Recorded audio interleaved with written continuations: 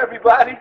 Hello. Welcome to the YanBar Podcast. Bryan Barcelo hosting this episode. Today's guest, Ray Griffith, self-confessed album hoarder. Yes. Hey, what's up, Ray? Thank you for coming to the podcast. Thank you. Look, Thank been you. helping to notice these albums. Check this out. In the day of, 2021, Yes. this day of digital technology, Right. what's up with the analog stuff, going back to albums and There's stuff? nothing like an album. The covers, the inside, you can play it. If it sounds a little bad, you can always, clean it up a little bit, but it sounds a lot better than my CDs and everything else I have, and I just enjoy playing. I just like the plastic, and the covers are always, there's always good covers that are very cool. Let's see what we have here. This is Vanilla Fudge. Vanilla Fudge. Yeah. Now, for you guys listening Yeah, in your cars, They do a Yeah. great 60s. There you go, yeah. Great band from the 60s. Mhm. This is Graaf Generator. They're kind of like a 70s, like real European sort of style Wow, stuff. I that's listen cool. to it, it's different. It's kind of like a heavier, not metal, but kind of just in between metal and rock. And this album cover we're looking at is pretty cool. Yeah. Looks like it has almost like a spacescape above the planet Earth. And these guys perhaps are, I don't know, kind of some type of figurine things. But nice artwork on it. Beautiful. They're very good. This is Jay and Americans. They're a very Oh, wow, popular I remember 60s band. Right. Look at that, y'all. And look at the artwork on it and Yeah, stuff. they man. do some great work. Yeah, Disney be proud of this. This is really good stuff. Yeah, Wow. I kind of like everything. And here's Dwayne Eddy. He's everybody's favorite instrumental. Whoa. I play him a lot too. Wow, look at A that. little bit of everybody, like Ventures and Dwayne Eddy, all those others. Yeah. Now tell us something, Ray. How long Yes. have you been collecting or hoarding, should I say? I've been collecting or in hoarding since probably 1979. Wow. Early 70s. All of a sudden, 90s were my best year when everybody got CDs and then they dumped all their records. I could go into like places and buy them for $1 a piece, and now you can't get them for less than $10 a piece. Some of the records I get now. I was gonna try to play a little ignorant, but I have been reading that there seems to be a resurgence. People Yeah, getting actually, back. very big surge. I've been going to a lot of stores now, and even the conventions, more people are coming in for the first time. I hear people buying, I want to buy this. This is the first time I ever played. How does it sound and stuff like that. And lots more people are getting into vinyl. It's and everybody's kind of like dump CDs. They're kind of like almost non-existent anymore. CDs are like almost like the old radio. Yeah, understood. Now I gotta tell you, even with the CD thing, I hear people describe the CD sound as mechanical. Well, actually, what they do is they squeeze the sound. They take the sound like from an album, and then they take the sound and they take out the highs and the lows, and they just kind of crush the Super sound. compressed. So that's what I heard from some people. They say when I play an album, I hear more of the highs and the lows, and when you play a CD, you just hear the loudness. They emphasize being loud and not the background or a little bit of the stuff that they throw in that you're supposed to hear. They kind of like compress that a little bit. And I just play records a lot. I do play CDs in my car a lot, but mostly I come home and I play my albums often when I can. Mostly on cloudy days. In the winter I play like 24/7. I play records. In the summer I kind of get out a lot. I got to get a little air. But generally I just go around and play when I can, and I enjoy just everything. Sometimes I'll have you come in and I can show you a few of my rooms. Wow. Now, I imagine since you've been collecting hoarding since '79, I imagine you have an extensive. Yes. I have 7 rooms. I probably have 100,000. 100,000. Yeah, no, well, not 100,000. About 500,000. I have 500,000 records. Whoa. Probably. I hear that. Whoa. Yeah, I have probably 500,000. I have about 6 rooms, full rooms, top to bottom, wall to wall. And, I make my own shelves. Yeah, that's smart. And you do go to conventions. Do you Yes, take I these out go to somewhere? conventions a lot, and I go over to like Last Vestige, and there's a couple places in Troy, and How about Blue Note? Blue Note I get a bit, but they orient towards 45s, and they have a very high quality of things. They're if you want a high quality 45 or something like that, that's where you go. But in general, they've been doing 45s I think since the 40s. Wow. They've been in business since the 40s. Blue Note. They're pretty good. I don't really go there because I hit albums. I'm more of an album person. Understood. I get other things, but generally I'm just an album hoarder. But they're very good for 45. They really are. If you're looking for a 45, yeah, Blue Note's are very good. Yeah, I used to go there. Matter of fact, in late 80s, $15 for an out of print 45, and that was 1980s money. Right. So, yeah, so I don't know what they're now. But if you want something that's very quality, there. Last Vestige has a lot of quality. They have everything. They have 45, 78, lots of albums. I go there a lot, especially on Tuesdays. Because on Tuesdays you buy one, you get another one half price. Oh, no way. And so on Tuesdays I go a lot. I find one for $30 and I get the next one for $15. And it seems to be a little bit of a good break for me. Definitely. And I do that. I don't buy one or two. I go in and I spend $100 at a time. Sometimes $300 or $400. When I go to a convention, I spend at least $500, and I buy a lot of the stuff. I'm on the floor. When I go to conventions, I don't look up on the big stuff. I'm on the floor looking for the stuff they put out. Because half the time I find the same place for $1 or $2 that they want for $10 in another box that someone puts a piece of plastic on. But a lot of things I kind of underground. I go underground. I dig a lot. My knees are always sore, and I have a good time. That's the best thing when you find a whole lot of records and you can look through them and find a few. I spend hours sometimes looking for everything, especially in Salvation Army. I go there and I find 2 or 3 records and I spend an hour looking for all this stuff. And sometimes they never throw anything out. That's the thing. If you see a record in Salvation Army, they'll be there 2 years later sometimes. Now, do you sell your albums? Yes, I do. So you do. Right now, I'm a little bit slow because I'm contemplating on doing some different stuff with this year. But last year I did a lot. I sold maybe 8,000 records last year. Whoa! Because I had like boxes and boxes of stuff I had in my cellar, and I brought them out, and I was selling them for $1 a piece, and I sold like a few thousand, and the guy gave me some money and said he would buy them all. So he's still that's why I'm in the process of getting rid of all those because he's coming over once a week and picking them all out. Oh, okay. And then so once he's done, I'll be back in more new boxes, but I'm taking a little. It is hard. Yeah. It's hard because every time I have to bring out, like I have this little garage sale too for stuff, but records that you got to pull out the boxes and then getting people to come is difficult. Now that's the thing. I go on the internet and advertise once in a while. Okay, yeah. So if people wanted to contact you, how can they get a hold of you? I'm right here at 199 Jefferson. I really don't like to give up my phone number. Actually, right now, I just got a cell phone, and I don't even know how to use my cell phone. I never had one. I just got it about a month ago, and I'm just letting my family have my number and a couple other people. And it's pretty cool, but I'm here at 199 Jefferson, and so like if they see you out, if I'm out, and I can probably, if someone's interested in something, I can get a list, and then get their phone number. And then I always go through what they want. Sometimes I don't got what they want, and sometimes I have a lot. And then sometimes I've had a lot of people, I've said a few times all the records they wanted, and then they refused to buy them because they just didn't want the price or something like that. I said, well, these are what you can do sometimes. How about an email address? I don't have anything else.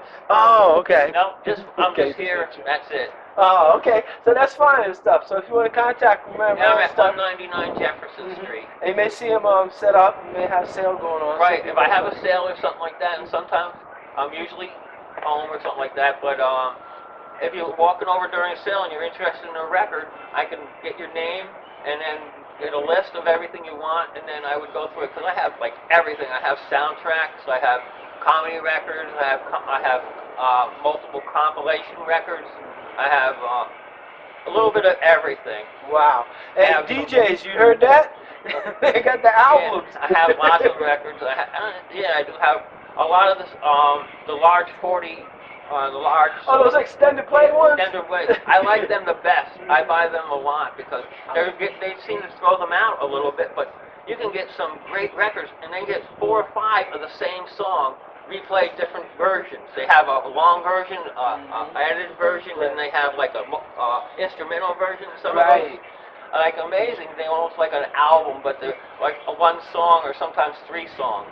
But they're always very cool, and no one ever seems to buy them. And I buy a lot of those too. Yeah, I used to get back. I buy a little bit of everything. Yeah. And if people want to sell something, I do have money to buy stuff. Oh, hello. Hey, how's it going, man? Yes, now, I do buy records often, and so if someone has a bunch of records they want to get rid of, I can always give them an offer or trade. I do some trading if someone's interested in stuff. I have a lot of people who ask for some pretty hard stuff to find. Sometimes if I have an extra, I definitely share it. Oh, that's cool. Now I know you mentioned CDs.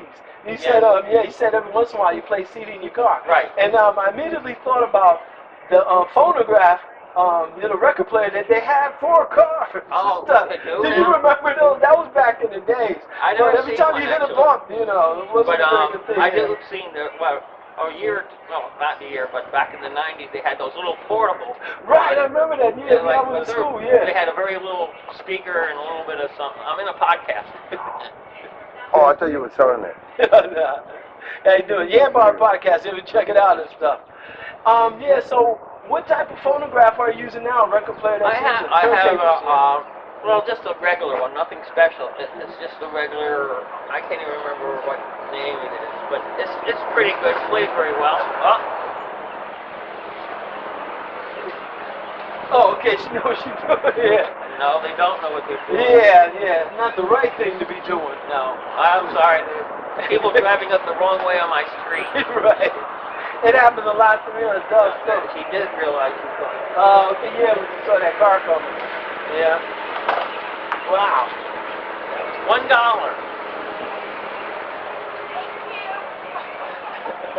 It happens. Yeah, it happens a lot down here in Dub. I stay right down here by the plaza, and that's constantly seeing cars going on directly. Yeah, this is a street. Actually, basically, cars go 40, 50 miles an hour down this street. Oh. I'm always hearing, once in a while, I might hear at the stop sign, they might have a bump, but yeah, I'm in a little wild side, but it's very quiet here. Yeah. A little too quiet sometimes. This block? Huh? This block is quiet? No. Okay. No. Because I live 2 blocks away in Myrtle, and there's a lot of traffic there. Yeah. Well, we're a little quieter. Yes. One way being. Well, that Myrtle, the police use that a lot. Right. And I'm Go down there. Yeah, right.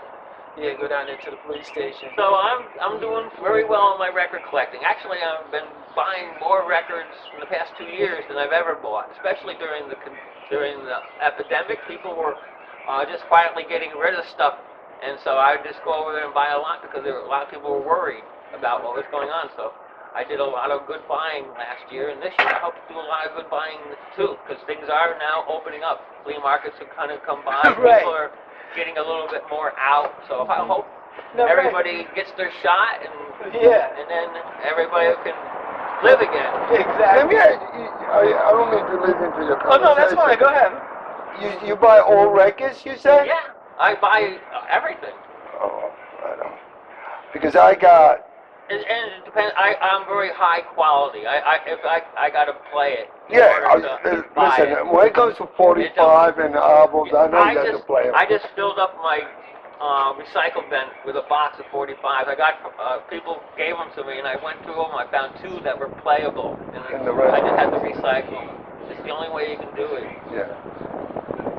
But like I started saying, I can buy anything that if you have someone who has a box of records or listen, I bring you out the box and you can have it. Oh, okay. I just want it out of my house. You're always surprised what I get on my doorstep. Oh, that's all right. The only thing I'm doing some research because I did a house. I rebuilt houses for a living. Oh, right. And in the attic, I found a box of plates of Elvis. Oh. And some of them in the box, it has like the day they built, made it. It has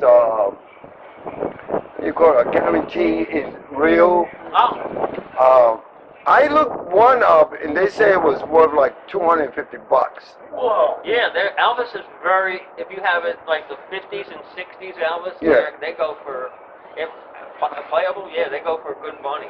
And they in the box. Oh wow. In the box with the name, the serial number. I think they had. Oh no! You're talking. No, it has the series. Right. I live up the block. I'll bring you one and see you. I would definitely look at them. Yeah. If you want, whatever we can make them definitely. I like to collect a lot of stuff. One of the things that I love to look for is tools. I have a couple. You saw that. Yeah. Tools. And old tools. Some of them are still worth money. Oh, definitely. Yeah, I'm kicking myself for not getting that saw you guys had, like the square, a square-shaped handsaw. Yeah. I knew I should have got that one. I got it. You did. Yeah. Oh man. Yeah, for angling cutters. Yeah, it was beautiful. He bought that. That was last year. Yeah. Yeah, it wasn't too long ago I seen it. Yeah. I always buy stuff like that. And you know, too, I never knew this. Like I said, I know a lot of people do fixes houses like me. And I know a guy who collects saws. Oh, saws, right. Really? Yeah, and we were doing this house, and he found one, and he didn't want to let it go. And I was like, it's just a saw, man. Yeah. I was wrong. Was completely wrong. He knows about it. I don't. He knew the brand. And he knew at that moment he sold it. That could be very valuable. He knew it was worth money. Wow. I didn't even think about that sauce. Yeah. Well, I come up with a lot of stuff. I have a lot of pretty rare records. And speaking of which, I knew a guy in Orlando. Matter of fact, he's at the Salvation Army in Orlando, one of those sergeants, what do we call him? Yeah. He would actually play the saw. Oh. As a musical instrument, almost like a violin and stuff. They do that. What was that? Yeah, they do that. Yeah. There was someone who professionally played the saw. I think it was even on Ed Sullivan or something like that. You wouldn't happen to have his album, would you? No. I have nothing like that. I don't buy contemporary. I'm more or less rock and roll, metal, electronic stuff, or if it has a great cover. I don't really get much like Perry Como and all that stuff. I really actually like Perry and stuff. He's pretty good, but What was your first album? Oh, if you could call it, I had a lot of first albums. When I was a kid, I played all those children monster records, like Monster Mash, Doris Pickett, and all that stuff. Yeah. But, Monster Mash. But I played that when I was a kid, and they had these children's records that were like monsters and space records, and they were kind of like creepy, but now you can't find them anymore. They're all non-existent. I played a lot of these old monster records. Which record I got? I don't know if you remember the band. I'm going back in my days. The Monkeys. Oh yeah, the Monkeys are cool. I got like 745 of them. Their records. Oh, they're good. I have a lot of 45s. Well, I have a few 45, but I have a lot of their records, especially the ones that are hard to find. Like they have one that was a movie, and they have a few records that were pretty good. I like their old stuff. Yeah. Now you know one thing I remember about albums. It's been a while since I actually played one. We used to back in the days. We used to have to weight them. With pennies sometimes. The arms are pretty steady. Mostly now the records are pretty well. You just actually, some of them are automatic and then some are manual. Yeah. But they're all pretty much a lot more sturdier than they were back in the 50s and 60s. 60s, They're a yeah. little bit more, and the needles don't destroy like they used to have. The big heavy needles. Yeah, you're right. And, What's that name they call them? Stylus or something? Yeah, the stylus. Stylus, yeah. And now they get these little plastic needles that are like almost micro fine, that are very good on playing records, and they don't skip as much, and they keep up the sound, and they pick up a lot better. And yeah, I get a needle like once every 2 years. Whoa. Yeah. Oh, I'll watch your backpack. Oh, I'm sorry. No, it's okay, man. You good.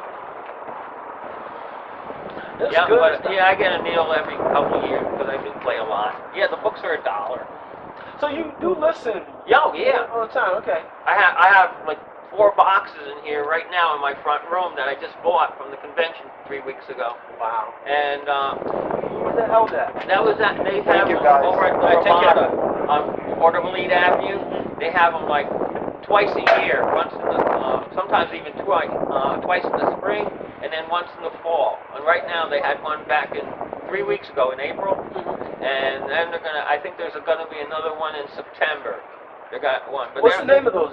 They're just record conventions. Just called record. Well, and then they usually have them at the Ramada Inn. That's where it's been for the past few years. Wow.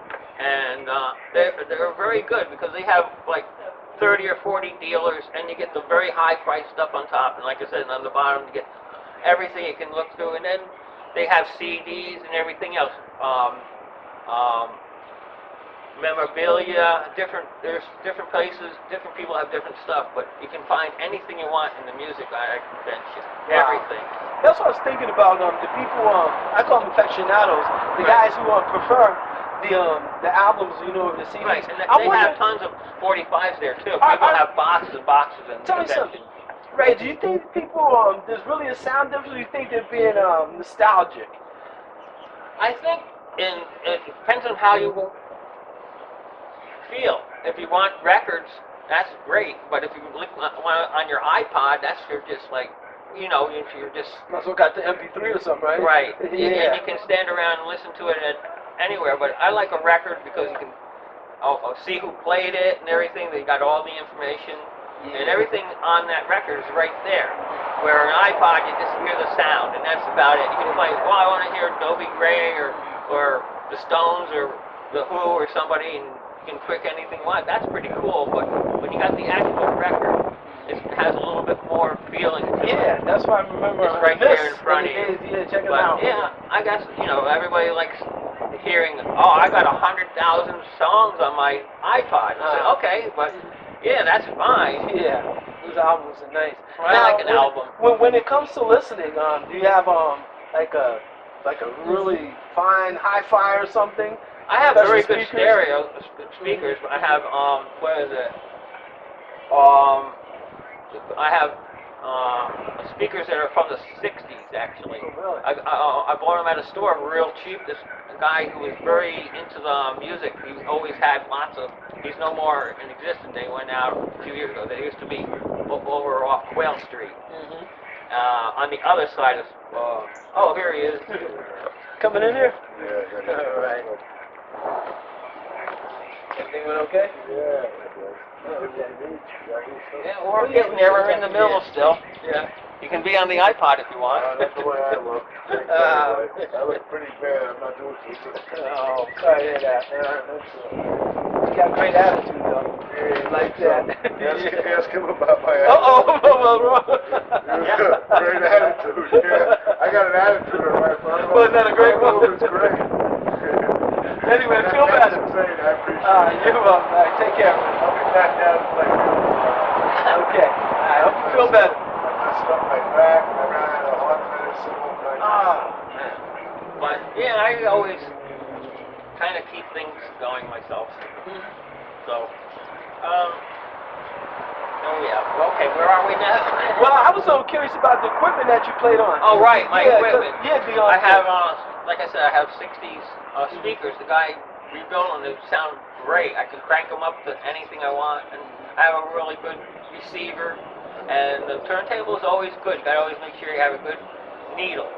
That's why you have to have a very good needle. But generally, I could get a higher grade of everything, but I'm pretty happy with what I have right now. Right. I can always upgrade in the future.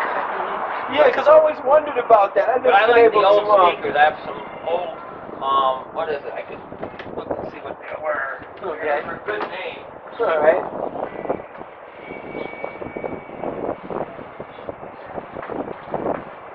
Yep.